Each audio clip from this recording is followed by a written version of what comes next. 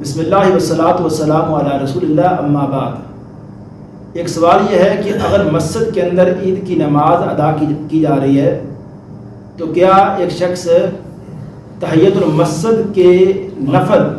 عید کی نماز سے پہلے ادا کر سکتا ہے؟ جی، اگر مسجد کے اندر عید کی نماز ادا کی جا رہی ہے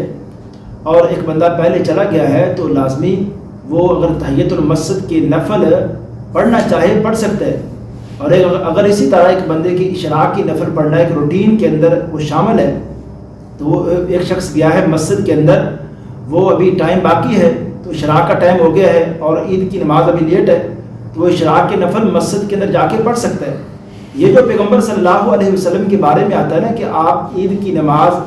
سے پہلے اور بعد میں نفل نہیں پڑھتے تھے، تو یہ صرف یہ ہے کہ آپ عیدگاہ کے اندر آپ جب نماز عید ادا کرتے تو نماز عید سے پہلے اور بعد میں اس سے متعلقہ کوئی سنتیں کوئی نوافل پیغمبر صلی اللہ علیہ وسلم نہیں پڑھتے تھے، لیکن اب یہ جو نوافل تحیۃ المسجد کے ہیں یہ تو ایک الگ سے مستقل طور پہ نفل پہلے سے موجود ہے، اور اسی طرح اشراق کے نفل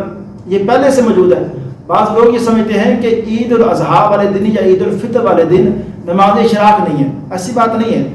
عید الاضحیٰ والے دن بھی اور عید الفطر والے دن بھی اشراق کے نفل اگر کسی بندے کی روٹین میں شامل ہے تو وہ بندہ پڑھ سکتا ہے۔ اسی طرح تحیۃ المسجد کے نفل بھی اگر پہلے ایک بندہ مسجد کے آگے ہے، ٹائم باقی ہے، تو وہ یہ نفل پڑھ سکتا ہے۔ السلام علیکم ورحمۃ اللہ وبرکاتہ۔